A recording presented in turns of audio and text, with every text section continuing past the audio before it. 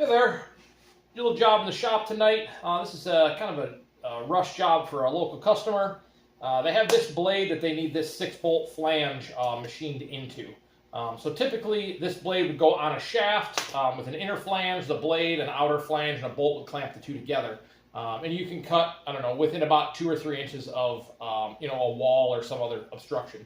For this particular job they have, they need this blade to be able to cut flush.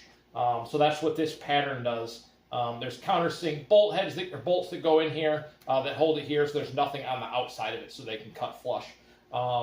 They do have blades that they can cut flush with, but they are designed for concrete. It's a different segment on the outside than this one that's designed to cut asphalt. If they only had a little bit, they could use a standard concrete blade, but being that they have about 4,000 feet to cut, it would really be cost prohibitive to use the concrete blades on it because they would just wear out too fast. So we are going to get this over to the mill, and we'll get this pattern cut in here. We have I have two of these to do. There's a 24-inch, which this is, and a 26. But we're just going to do the 24 right now on camera, and we'll do the 26 later. So let's get into this thing. So I went ahead and slid the vise over. I've got some 1, 2, 3 blocks. 2 set in the middle here, so it'll help support the blade as I'm drilling it, and 2 on the outsides to be able to clamp down to. And there's not really a need to center this pattern about this hole. It's large enough that doesn't interfere with it, and when they're using the flush cut pattern, they don't use this center pin and vice versa. So we're just gonna put this on here, kind of anywhere it goes, anywhere it fits nice, and we'll get this thing going. So I'm using just a set of toe clamps on the outside. There's not a ton of force on this blade when I'm drilling. I'm not milling or anything with it, so we just need to keep it in position so it doesn't move as we're drilling it, and just 2 toe clamps is all we need for that. So next step, we've got this on here. We will get this thing centered on the hole. So we're going to use a coax indicator. Just put this in the drill chuck here. These are great if you're not familiar with them. This moves up and down in relation to movement from the stylus or point on the leg. And they will tell you run out as the spindle is turning. So we're going to run this in low gear. These can be run at up to 800 RPMs for smaller bores, and they are designed specifically to be used under power. So yes, you can turn them by hand, but they are specifically designed to be used under power. I've had quite a few people comment on these in other videos that I should be turning them by hand and that I will break it. Yeah, that is not the case. So I just kind of eyeball this, so look at this body and the hole and kind of get a rough idea of where it's at, just so it doesn't go super crazy. Let's see, so we'll turn this thing on. Oh yeah, we're way off. All right, so what we're gonna do, let me get you zoomed in here on this thing, is we're gonna watch this needle, and I'm gonna move one axis. And is it getting better or worse? All right, that's getting better. So we're going to keep moving until it gets worse. All right, that's getting worse. So we'll say that's right about there. Then we'll go back to the other axis. That's worse. And that's pretty good. Oh, wow. That's about as good as we're going to get. But we can try to dial it a little bit better. Nope.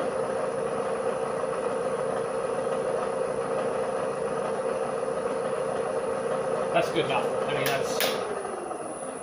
right now we're probably seeing run out in the drill chuck. So we'll pull this off of here, and I am going to lock both axes, and we will zero the digital readout just in case we bump it. We know where it's at.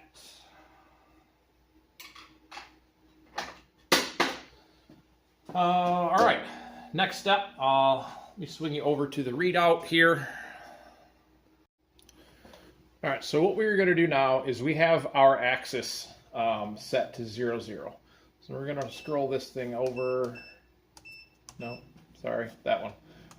We will do bolt circle calculation, and we're just going to work down the list. So you punch in your parameters, plane X, Y, start position 0, 0.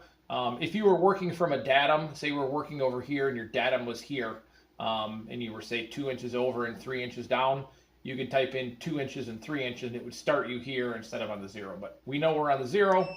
The diameter of the pattern is 3.5.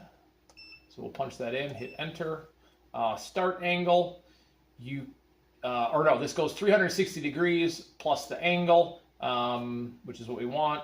You could also do this, say you wanted 6 holes or however many in a half a circle, you'd change that to 180. Start angle 0, which is fine. End angle 240, number of holes 6, yes. Tool diameter, if you were milling a radius, you're doing something different, you could input that, but we're just drilling holes, so that will work.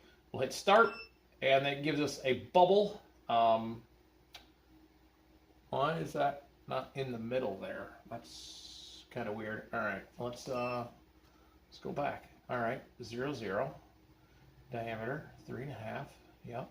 Okay. Start. Okay. Let me look at this real quick off camera and make sure that this is actually what I want. And then we'll get back to this. I don't know why it's not in the middle of the circle. That's kind of weird. Okay, I'm not quite sure what happened, but somehow it lost 0. Last I recall, it said 0, 0 when I started, but oh well, that's okay. We got it fixed now. I reset the indicator, re-zeroed it, and then started over, and we're good to go now. But basically, to run through these holes, what we'll do is we'll move to the first hole till these both say 0. Actually, let me move that over there right now. So there we go. So that is our starting location for hole number 1. And that 2/10 error, we're not going to worry about that. So now to go to the next hole, we just push next, and that runs us up, and it says we move up 1.516 and over 0.8752 or 0.875, and yeah, and then we just keep working our way around till we get back to the last hole. So yeah, I'm going to swing you back over to the part here, and we will get rolling. Okay, so these are 5/16 18 flathead cap screws. We are going to go one size up from that as our starting hole, which you will see when we get done is not going to matter much because this blade core is only, I don't know, 125, 130 thou thick. So when we end up countersinking these for the flathead, that hole is going to get much bigger. I don't know what that is, or I drilled to start with, but you can see here on this flange, they've already got some of this pattern or that countersink started so that the screw doesn't bottom out. So we're just going to start off with this one, and we will work our way around this. Well, okay, I lied. Remember how I said that hole doesn't matter? Well, apparently it's kind of close to that hole. So I'm going to turn this, indicate it for a 3rd time, and then we will get back to drilling these holes. So I'm going to do that, and then I'll come back. All right, change plans. We're going to do this the easy way. So that we have this bolt circle, we're just going to move the start angle 30 degrees. So we're going to change this to 15, or 30, right? Yeah. 30, no, stop it. 30 degrees. There we go. Now we'll just start up there. That hole will be there, and we'll be out of the way. So we'll go there, and we'll go enter. Let me just double check that that's... I've had where if you don't push the right button, you'll lose your thing. So yeah, that looks good. All right, start. Okay, now we can get going. Okay, as I said before, we are going to get going with this. And that hole, it does matter where it's at. can't just put it anywhere because it will interfere with the holes. And that's not good. So we'll get this dialed in here on 0. I'm going to bring this table up.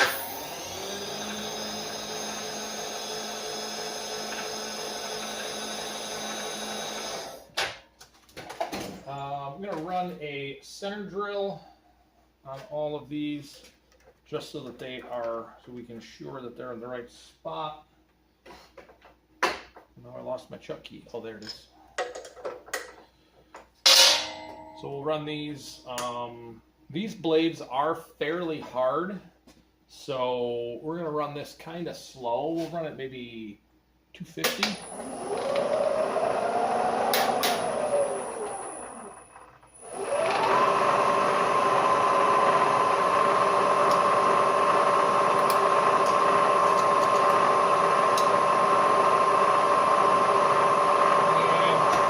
Stick a little anchor lube on there. Makes everything better.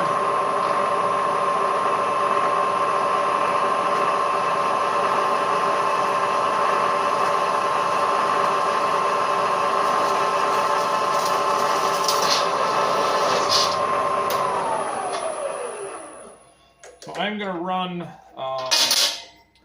a center drill and a regular drill through all of these. It's faster just to switch the bits out for 6 holes than this to go around the pattern and dial it in every time. But for the countersinks, I'm going to do that all in one shot around the pattern. That way I can keep my depth consistent. All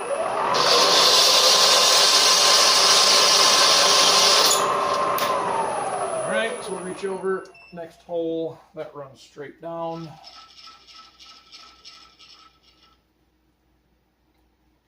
Okay. Oh, sorry for the loud noises. These blades are kind of echoey. I'll try not to drop. I'll put it on the table so you don't have to listen to it.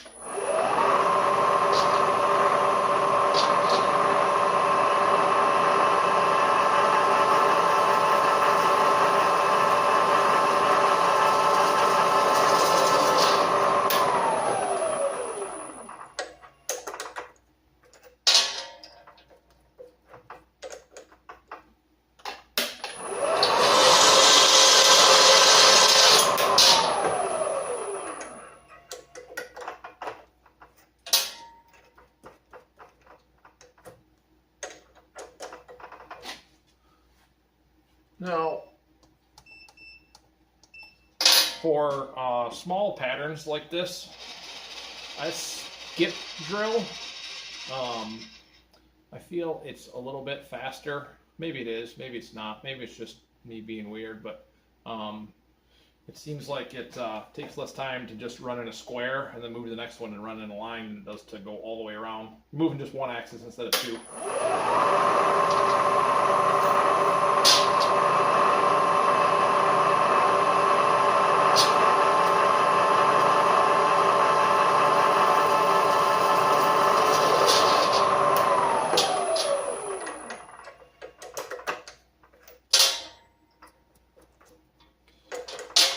I probably could get away without center drilling these with a short screw machine length bit, but yeah, it only takes a minute. We'll just switch it around.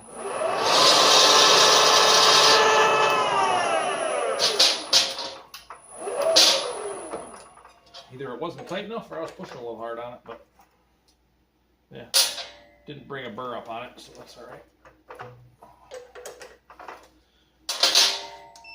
Now we're just going to move up 1. Overshot it a little bit. There we go.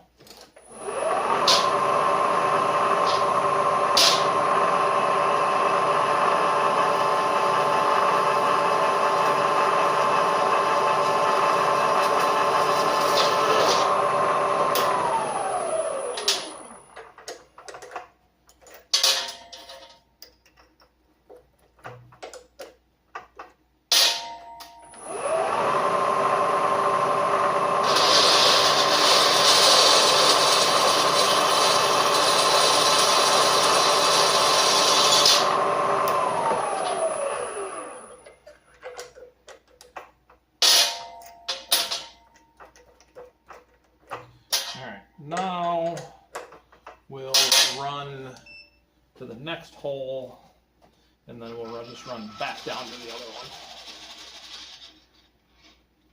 I don't know. You tell me in the comments. Does that make any sense to me? Or make any sense to you? Or am I just crazy?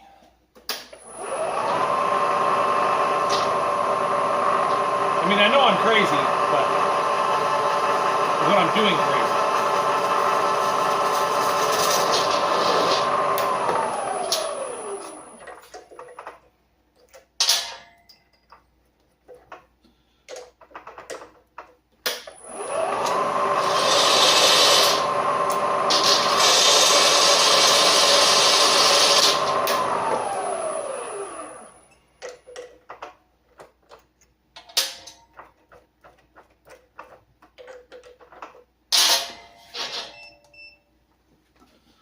Right back down to this last hole, and then we can start countersinking these.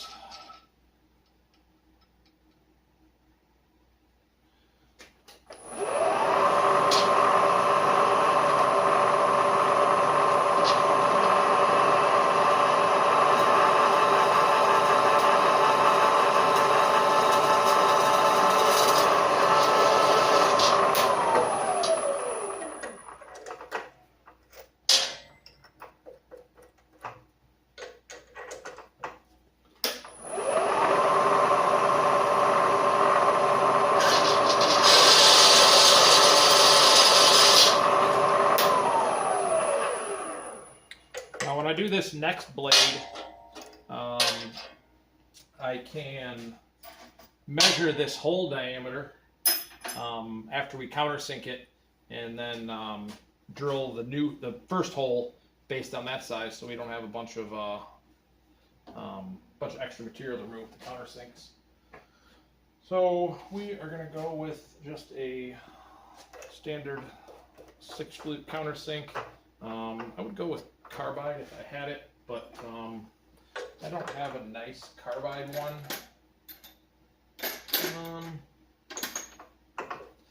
In an 82-degree countersink, so this one will work.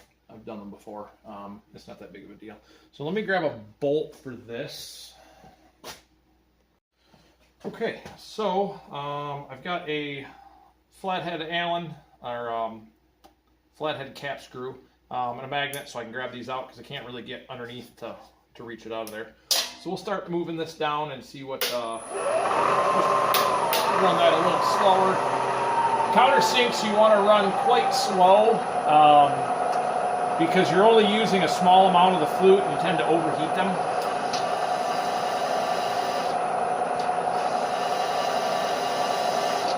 I'm going to eyeball this a little bit off the start.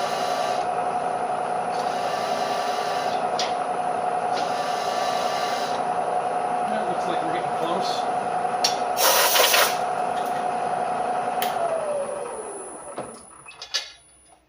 Yeah, a little more to go.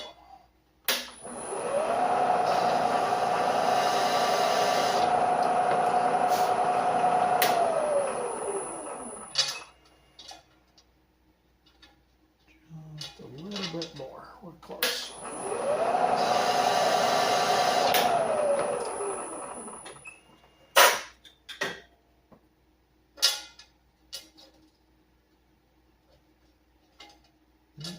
Not quite.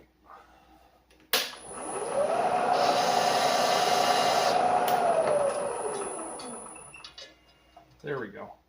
That's it. Now we're flush. All right, so what I'm going to do now that that is done, I'll blow the tip off, and let me swing you up here. I'm going to bring this down, bring the quill down, and run my stop nut up to this. The type I have has the button in it. So you just push the button and it slides without having to spin the thing for a week trying to get it there. So I like to put, you don't want to put a ton of pressure, especially in this one because the blade can move. So just put some pressure on it to take the slack out of stuff, and then turn this nut up until it's just snug, maybe a little bit more. Because I do find that even though you stop this at a hard stop, you can still, I don't know if you can see this readout, but you can still push down a little bit and influence the depth of it. So that's set. So we'll do the next one. And these hole depths aren't super critical as long as they're flush or just below flush. Even if they're a little above, they'll end up getting worn off. So this is going to be good. And I'm also going to set 0 on my quill readout so that if I do go past, I can see that I'm on the other side of it. So we'll run up to that top hole there.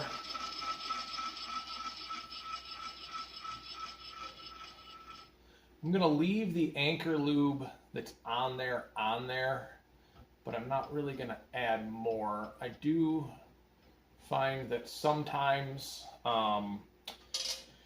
if you're using cutting fluid on the countersinks, that sometimes they don't cut as well. I mean, the tooth geometry on these isn't the greatest, so with the extra lubrication and slipperiness, they don't get under the material to cut. They kind of can run on top of it. So if it's on there, it's on there, but I'm not going to add any extras.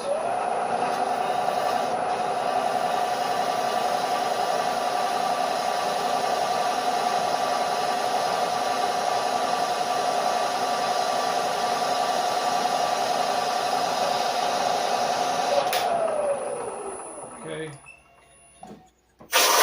Looks like that one, the readout said it was 10 thou shy, but that feels really good. So we're going to leave that alone. We'll move over to the next hole in the pattern. Oh, wrong way of dot. Chasing my tail over here. For some reason, my readout is, well, I guess not the readout, but this bolt circle, when I put it in, it shows it opposite of where it is in real life, or on the table. I don't know if my scale direction is reversed, but for everything else it works fine. Just the whole location, you got to know that right now on the map it's showing I'm over here, but I'm over here. Doesn't really change anything, but that's all right.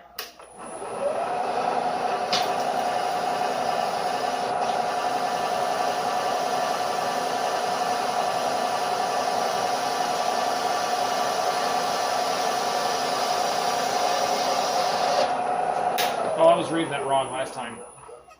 That's only 1 thou off. So I think 1 thou is going to be fine. That's going to be just fine.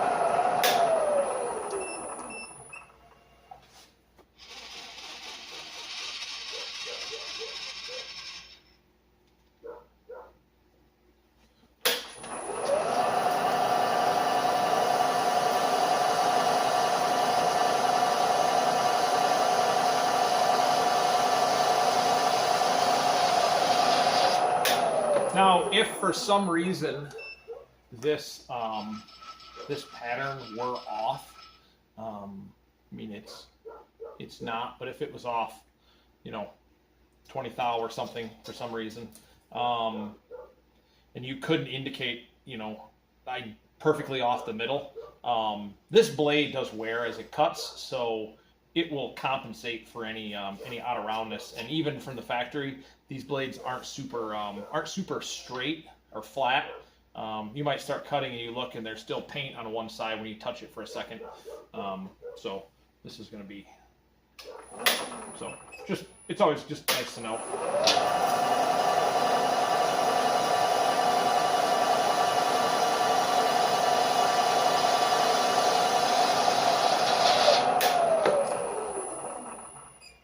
And if you noticed, I don't know if you can see this here or not. Yeah, this segment that's dropped down. That's not in line with the other ones. The reason for that is this, as I said, is a blade for cutting asphalt. And what happens is the abrasive slurry from the asphalt gets in and runs around in the cut. There's gravel and sand mixed in, and it kind of breaks apart and gets in there. And it tends to wear right below this diamond, and the blade ends up wearing like this, and the segments will pop off. So what this does is this is a retardant to stop that wear. So it'll wear this first, and it kind of stops the rest of it. So that's what they're called, drop segments. There's several different ways of doing it, but that's just one of them. So that looks like that is it. Grab a rag here, wipe this off. That looks good. Let me pull this off of here, and we'll get that set on the this arbor, and make sure that everything is what it's supposed to be. And then that's it for this one. We'll move on to the next blade. You probably don't need me to show you that. You've already seen it once. It was boring enough the first time, let alone doing it a second time. So I won't make you sit through that. You probably wouldn't sit through it anyways.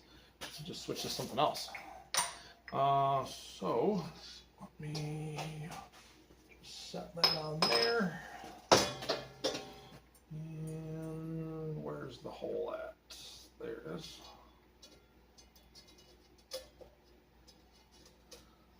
Okay, we got one there. And let me go grab a couple old screws. Let me grab a wrench. We'll snug these things down on here. All right, so let's see how these things go in. These are the bolts that were in the hub when they gave it to me. These ones are kind of gross. Let's see if they go in. That's not bad.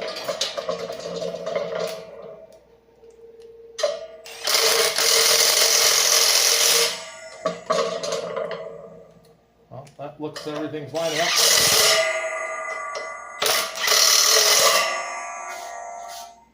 There we go. So those are all in there. The pattern is right. So not that we assumed that it wouldn't be, but you never know. Now we'll pull this off of here. Looking at this thing on this hub, I noticed that the bottom of these holes have a little bit of a ragged edge from that countersink. Just pushing a little material off the bottom, so we'll flip this over and hit this with a hand drill and just countersink these. Little tip for flathead cap screws. These are notoriously difficult to get out. If you lube the threads, this is something you're servicing or trying to get out, you can lube the threads and lube the head. It doesn't really help. They just get stuck in there. And what I find happens is that tapers are typically naturally locking, so they get in and they wedge. And really the best way to get these out is to heat the top of this. So if you take a TIG welder and with no filler, just kind of run around the top of this. You can use a torch too. It's just with a real fine, like a brazing tip on it. And just heat the head, just right here, till it's just not even dull red, just warm it. And that will lengthen the bolt, allow it to stretch. It'll release that taper, and usually a bolt that you were twisting Allens off in it, you heat it up a little bit and it'll kind of fall right out, as long as it's not, super rusted. So we'll flip this over and hit this with a countersink.